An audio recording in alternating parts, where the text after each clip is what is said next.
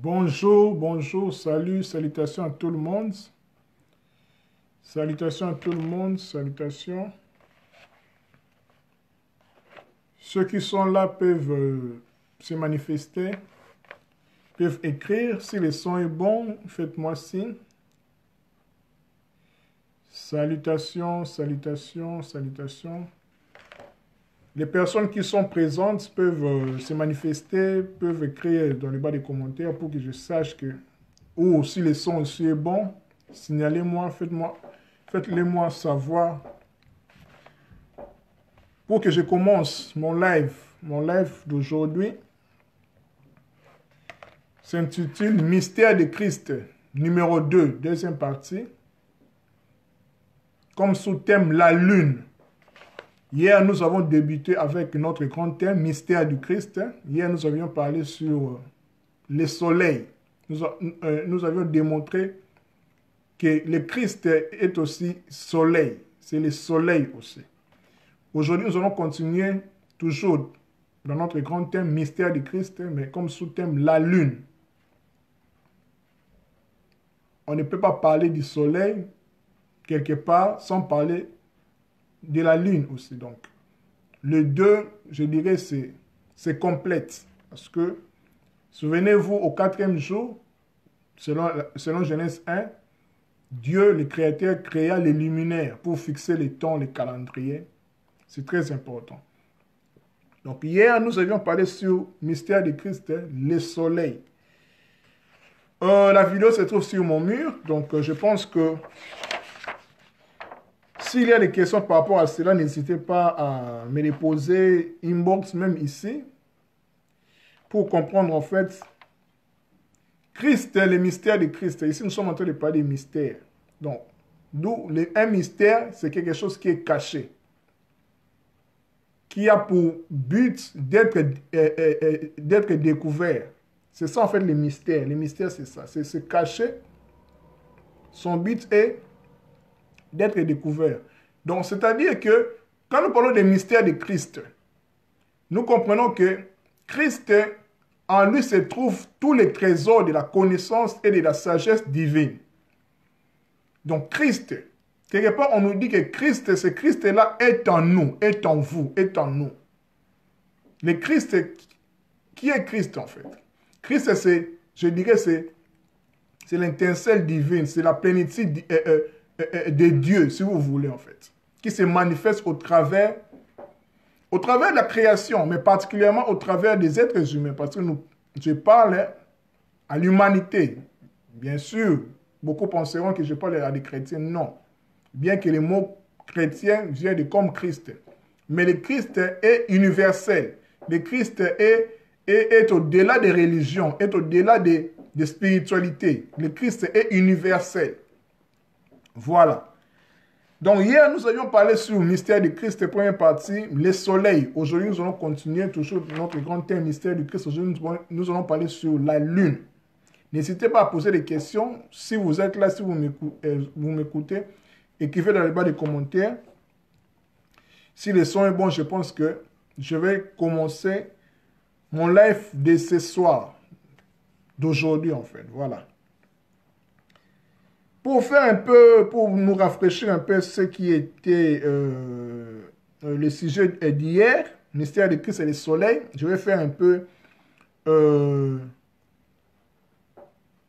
une courte résumé pour les personnes en fait. Bien sûr, les lives d'hier se trouvent sur mon mur, mais on va faire un peu un bref récapitulatif en fait. Voilà. Hier, nous avions parlé sur le mystère de Christ, le soleil. On a dit que Christ est le soleil de justice, selon Malachie chapitre 3, verset 20, dans la version française courante, Bible française courante. Nous avions dit que nous avons situé Christ dans notre temps, le temps actuel. Nous sommes à l'ère des poissons, je l'ai expliqué en fait. Donc on ne peut pas parler du soleil sans parler du zodiaque. Le zodiaque, en fait, ça ressemble un peu à ça. Les zodiaques, c'est les cercles, c'est ce cercle-là, la roue là. La roue à laquelle le soleil parcourt pendant 360 jours. Donc, 365 jours. C'est-à-dire que les zodiaques par laquelle le soleil parcourt son chemin en fait pendant 12 mois, 365 jours. C'est-à-dire que les zodiaques, c'est comme une montre en fait. C'est pour cela que nous avons 12 mois, nous avons 12 heures de jour, 12 heures de nuit. Vous voyez? Donc, rien n'est pris au hasard. Donc, le soleil fait son parcours. C'est-à-dire, comme je vous ai dit, que le soleil et la lune. Aujourd'hui, nous allons parler sur la lune, mais j'ai fait une brève résumé de ce que j'ai parlé hier, en fait. Voilà.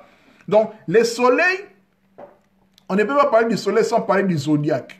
Le zodiaque, c'est la roue à laquelle le soleil fait son parcours pendant une année, pendant 365 jours. Pourquoi? Parce que chaque signe du zodiaque correspond à un mois. Pourquoi? Parce que chaque signe du zodiaque a 30 degrés. 30 degrés correspond à 30 jours. Voilà pourquoi un mois égale à 30 jours, mais 31 jours, mais en moyenne c'est 30 jours. Vous voyez? Donc, c'est comme une montre. Il y a 12 signes du zodiaque. Donc, le soleil parcourt pendant une année, pendant 365 jours, 360 jours en moyenne. Pourquoi? Parce que, comme je l'ai dit, un signe de zodiaque a 30 degrés. 30 degrés, c'est 30 jours. Quand nous faisons 30 fois 12, ça donne 360 jours, ou bien 360 degrés, qui est en fait, comment je peux le dire, c'est le nombre de degrés d'un cercle. Un cercle à 360 degrés. Vous voyez? Donc, ce n'est pas au hasard, en fait. Voilà. Donc, le soleil parcourt chaque signe du zodiaque pendant une année, 365 jours. Voilà. Donc, nous comprenons que cette roue est divisée en 4 parties, comme 4 saisons de l'année, par une croix, en fait.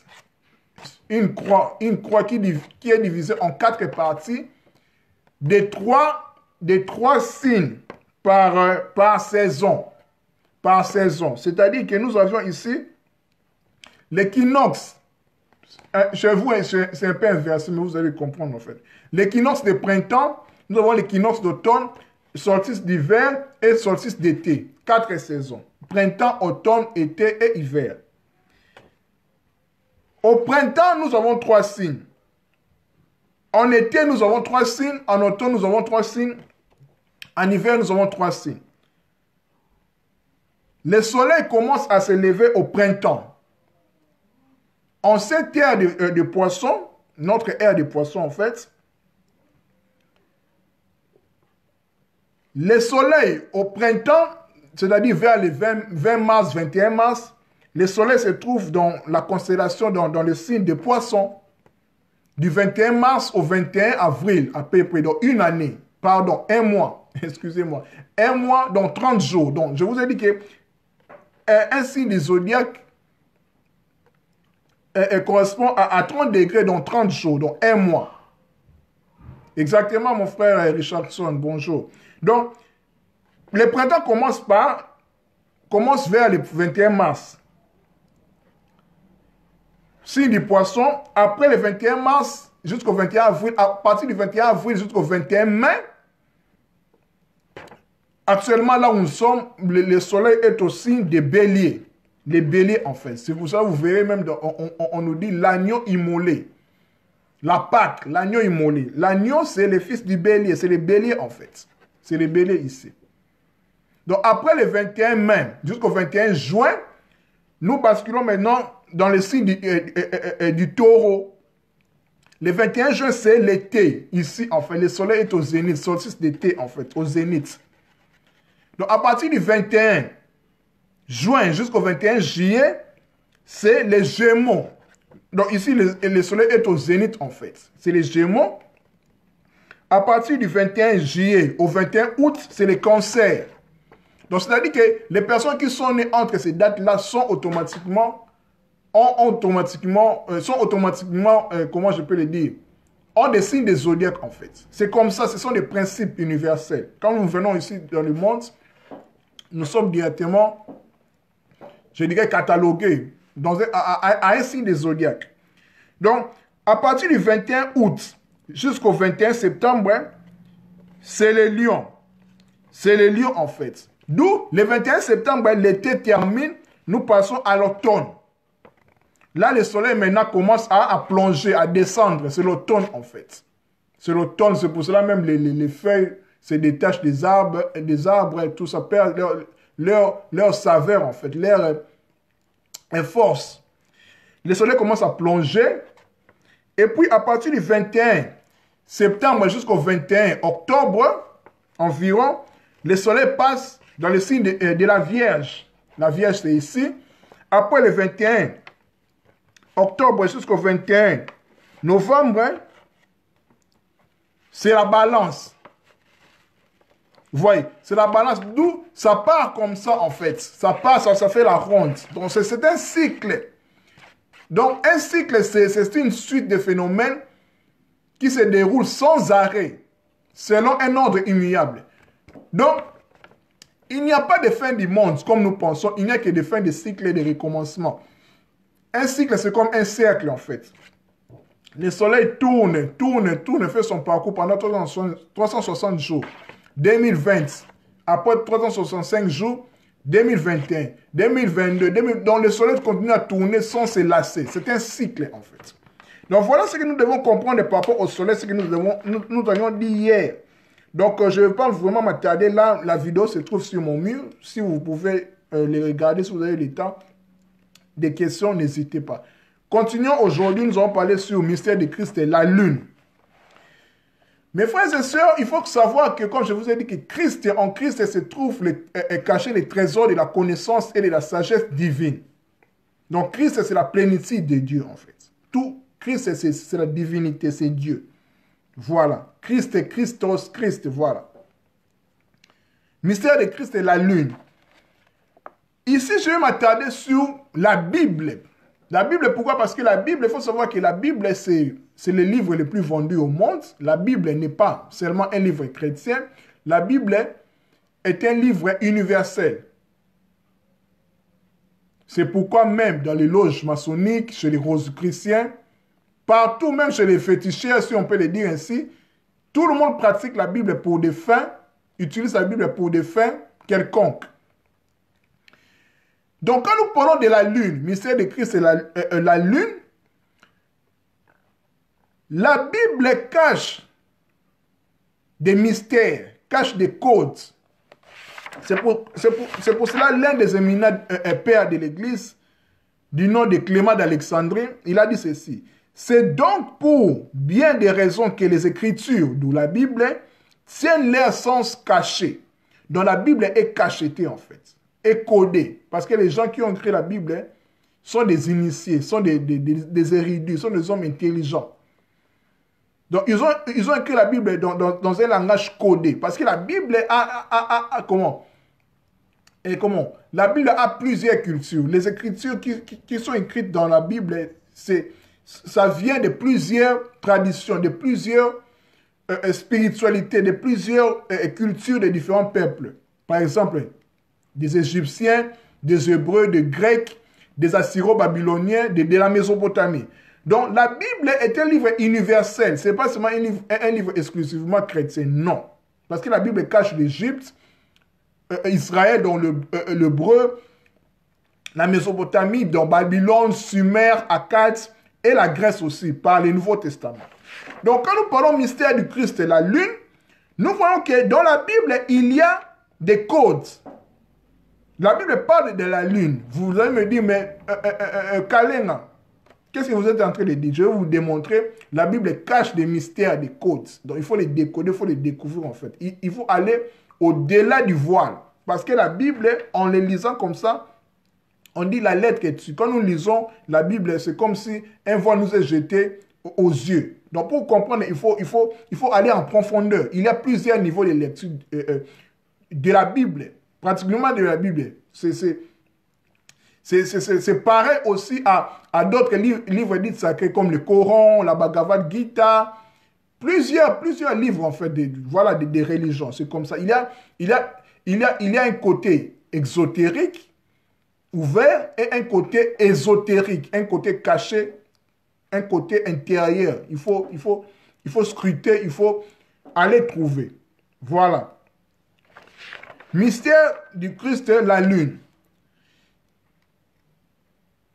En fait, je dirais, beaucoup de personnes n'ont pas encore vu ce que moi j'ai compris, ce que j'ai découvert en fait. C'est pour ça que je suis en train de vous partager cela. Voilà. Notre Bible, en ce qui concerne le Nouveau Testament, si vous avez déjà fait cet exercice-là, le Nouveau Testament contient 27 livres. 27 livres. De l'évangile de Matthieu jusqu'au livre de l'Apocalypse, la révélation en fait attribuée à l'apôtre Jean. Il y a 27 livres.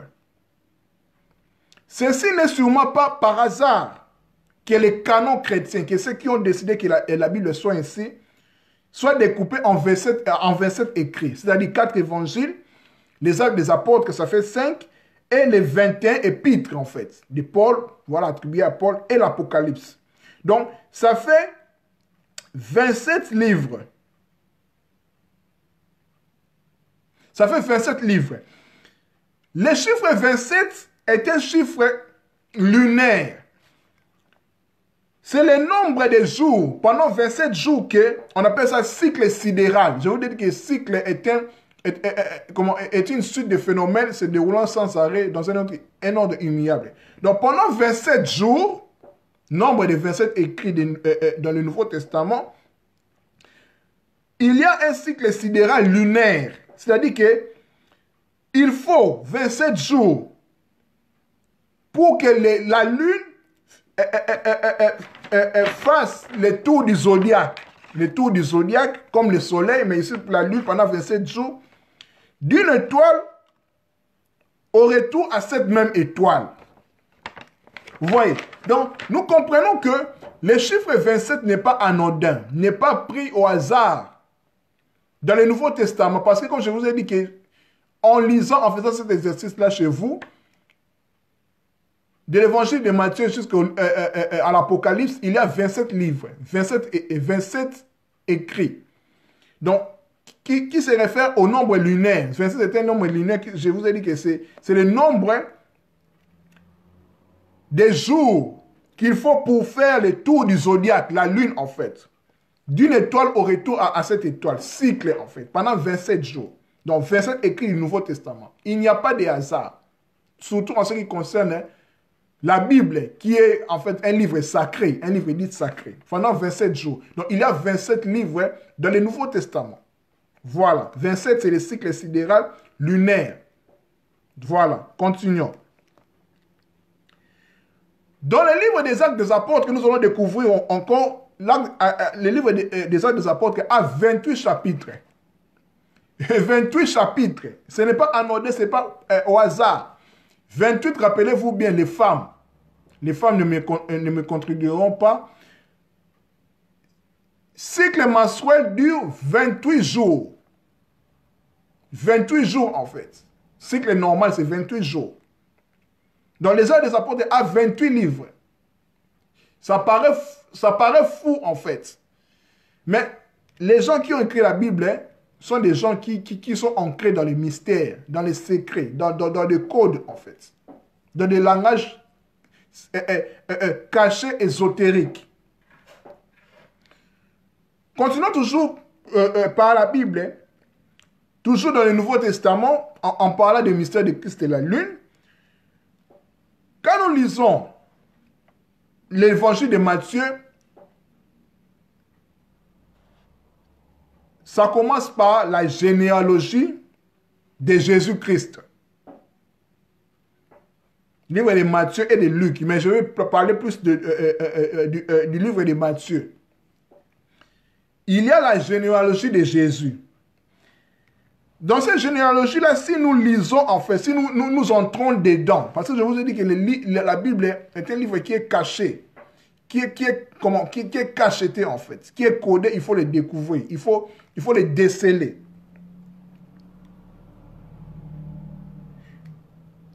J'ouvre une parenthèse par rapport à cela. Quand nous lisons le livre de la Genèse,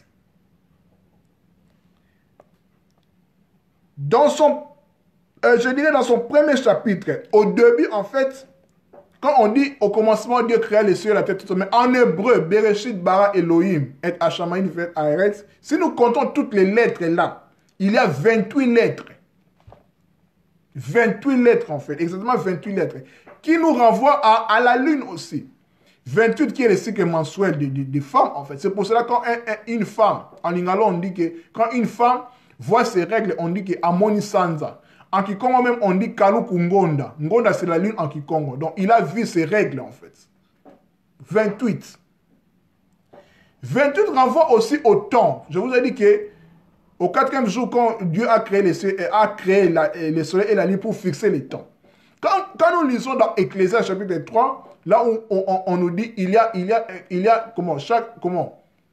un temps pour toutes choses. Quand vous lisez tous les temps là, en fait, il y a un temps pour pleurer, il y a un temps pour sourire, il y a un temps pour tout ça. Il y a 28 ans. 28 ans qui nous réfèrent à la lune, en fait. Encore à la lune. Vous voyez? Donc, il y a 28 lettres dans les premiers chapitres au premier verset de la Genèse. Au commencement, Dieu créa les cieux et la terre, Bereshit en hébreu, en fait. Quand vous lisez des lettres, il y a 28 lettres. Ok. Et puis, le livre de la Genèse commence par la lettre B. Bête, en fait. Parce que je vous ai dit que la Torah, l'Ancien Testament, la Genèse, a été écrit en hébreu, pas en français. En hébreu, la première lettre, c'est la lettre hébraïque Bête. C'est le deuxième lettre, en fait. Je vous dis toujours que l'hébreu est une langue alphanumérique. C'est-à-dire des lettres qui sont des chiffres, en fait. Quand nous décomposons bête, donc B, E, I, T, H, des lettres là, en fait, nous avons la lettre bête qui a pour valeur numérique 2, deuxième lettre, en fait, valeur numérique 2, parce que le hébreu est une langue alphanumérique. Donc, des chiffres sont des lettres. Donc, bête, qui commence le livre de la Genèse, parce que Genèse, c'est la pensée grecque, Genesis. Mais en hébreu, c'est Bereshit. Bereshit qui veut dire dans les principes. Dans un principe intemporel, en fait. Ce n'est pas un principe temporel, non. Donc, dans les principes. Donc, Bereshit qui commence, en fait, la Bible, la lettre B, bête. Il y a bête qui a pour valeur numérique 2. Il y a les yods. La lettre yod qui a pour valeur numérique 10. Ça fait 12. Quand nous additionnons, ça fait 12. Il y a la lettre Tav, bête, Tav, qui a pour valeur numérique 400. Ça nous donne 412. 412, là, quand nous le simplifions, 4 plus 1 plus 2, ça nous donne 7. 7 qui est la moitié du nombre 14. Vous voyez, d'où 14 nous renvoie aussi à la lune. Pourquoi? Parce que 14 a trait à la pleine lune aussi. Donc 28, 14, 7. Ça fait référence à la lune. Au temps. Le chiffre 7, au temps. Qui dit lune dit temps. Vous voyez, c'est ça même le but dans lequel Dieu a créé même la lune et le soleil pour fixer les temps, les calendriers, les événements. Maintenant, parlons de la généalogie de Jésus qui cache en fait la lune. Parce que nous parlons du mystère de Christ, la lune aujourd'hui. Quand nous lisons Matthieu chapitre 1, verset 1, en hébreu, en français, on nous dit livre de la généalogie de Jésus, Messie, fils de David, fils d'Abraham. Quand nous le transposons en hébreu, en comptant les lettres de ce passage de Matthieu chapitre 1, verset 1, ça nous donne 29 lettres qui nous renvoient au cycle synodique, c'est-à-dire la durée du mois lunaire. Un mois lunaire dure 29 jours. Donc, il y a 29 lettres dans les passages de Matthieu chapitre 1, verset 1, en hébreu. Donc, il nous renvoie à la lune encore. Donc, nous parlons du mystère de Christ. Parce que Christ n'est pas seulement le soleil, il est aussi la lune. La lumière qui brille dans les ténèbres. Qu'est-ce qui brille dans les ténèbres, dans la nuit, c'est quoi? C'est la lune. C'est la lune, en fait, qui brille, en fait, qui donne la lumière. C'est Christ, en fait. Mystère de Christ. Nous sommes en train de parler des mystères ici. Continuons. L'évangile de Matthieu nous donne ensuite la liste, c'est-à-dire de père en fils, d'Abraham à Jésus. Les généalogies, en fait, des cycles, selon André Chouraki. On nous parle de 14 cycles, de 14 générations. 14 qui nous renvoient à la lune encore. Parce que les Écritures ne font que témoigner Christ. Il y a 14 générations d'Abraham à David. Il y a 14 générations de David à la déportation à Babylone. Il y a 14 générations de la déportation à Babylone à Christ Jésus. Donc, quand nous additionnons tout, en fait, ça nous donne 42. 42 mois, en fait. 42 mois, 1260 jours. Qui nous renvoie, en fait, à...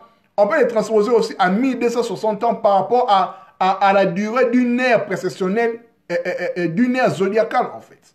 1260 jours. 1260 ans, 1260 jours, qui est équivalent de 42 mois.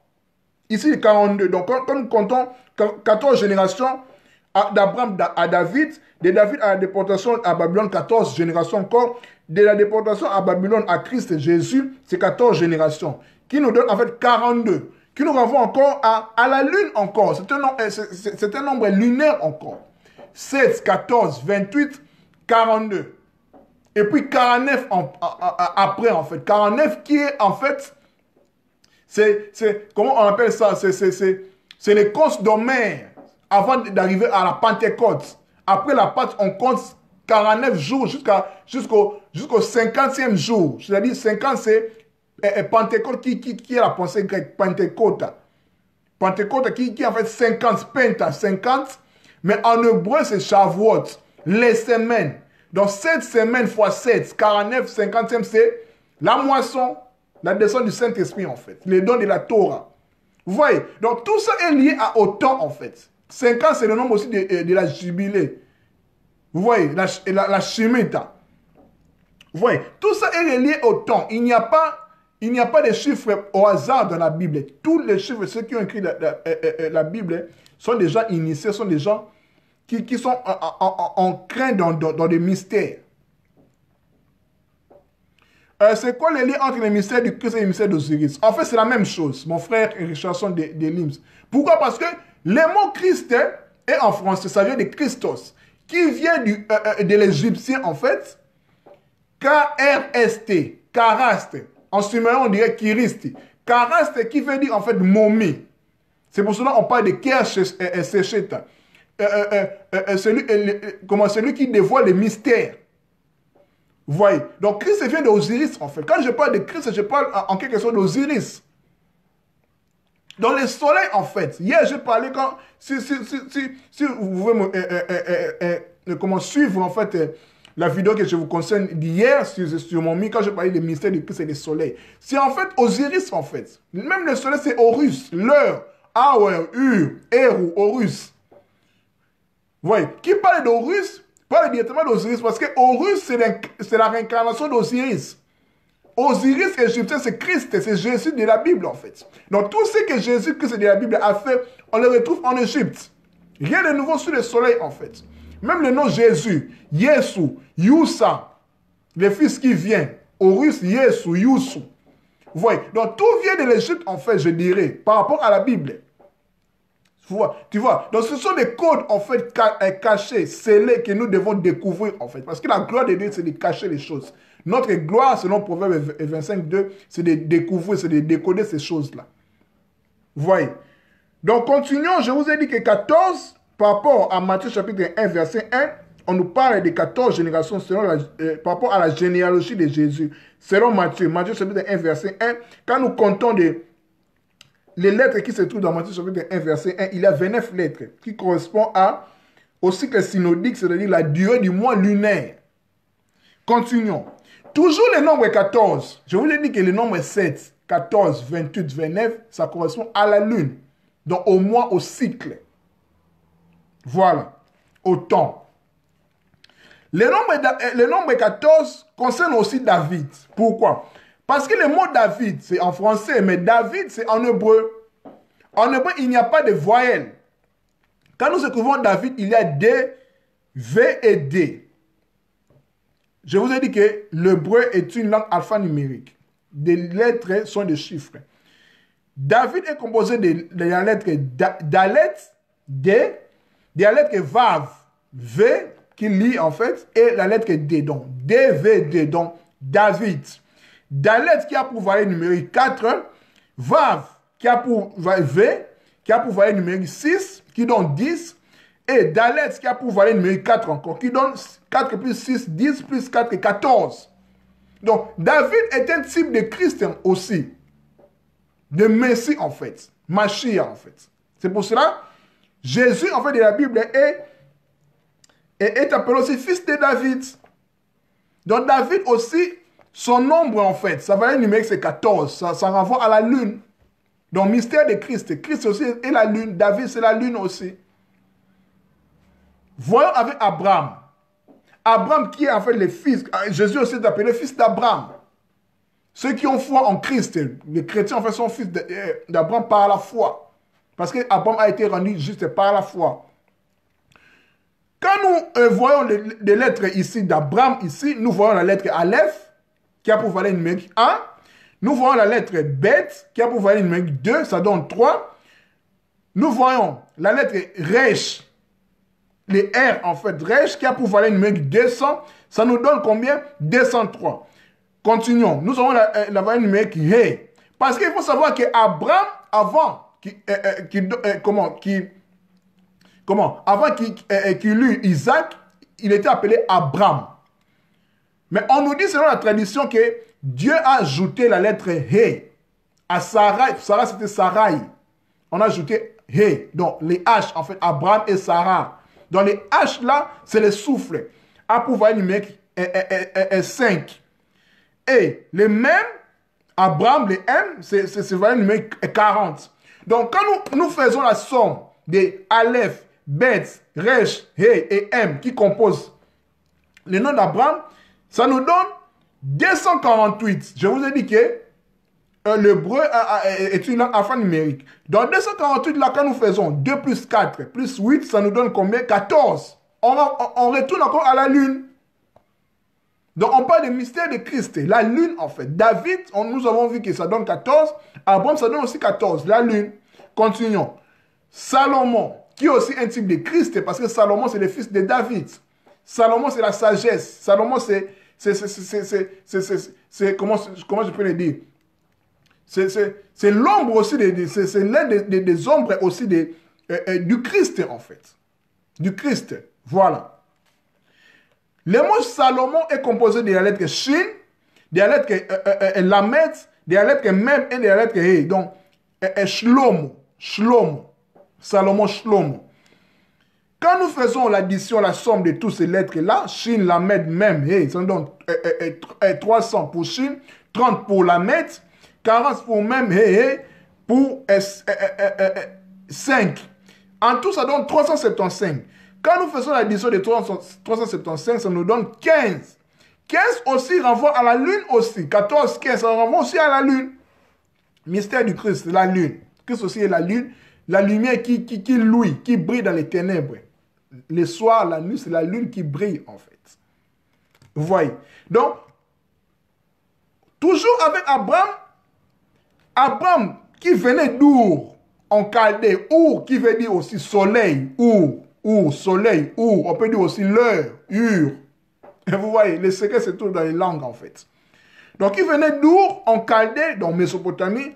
C'était la grande cité du dieu lune, Sin, de dieu lunaire en fait, Sin. Et sa famille, la famille d'Abraham, se trouvait aussi à Haran.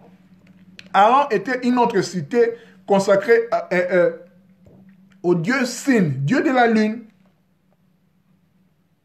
La lune, en hébreu, c'est l'Ebana qui donne blanche, qui a pour valeur numérique 15, qui renvoie aussi à la lune toujours. Même la lune a pour valeur numérique son... comment je peux le dire? Sa propre connotation, en fait. Samson aussi est une des typologies de Christ aussi. Parce que Samson, ça veut dire petit soleil. Mais Samson aussi renvoie aussi à la lune. Dans Samson, dans Shimshon, quand nous additionnons tout, en fait, ça donne 696. Dans 696, quand nous faisons 6 plus 9 plus 6, ça nous donne 21. 21 qui est en fait les 3 premières séquences de la lune avant son cheminement vers sa mort. Vous voyez? Donc 7, 14, 21, 28, 42, tout ça en fait est lié au temps, à la lune. Donc Christ est un lunaire. La lune est la lumière qui luit dans les ténèbres, mes frères et sœurs. Donc je pense que je vais m'arrêter là. Donc aujourd'hui, nous avions parlé sur le mystère de Christ et la lune. C'était notre deuxième partie, le numéro 2. Demain, si la providence nous donne la force de prête vie, nous allons continuer toujours dans notre grand thème, mystère de Christ. Nous allons parler sur un autre sous-thème. Merci à toutes les personnes qui m'ont suivi. À nous revoir la prochaine fois. Que Dieu vous garde. C'était votre ami et frère Kaling Alider Makero. Je vous aime. Prenez soin de vous. À nous revoir demain, si Dieu le veut. Prochainement. Merci. Bye bye.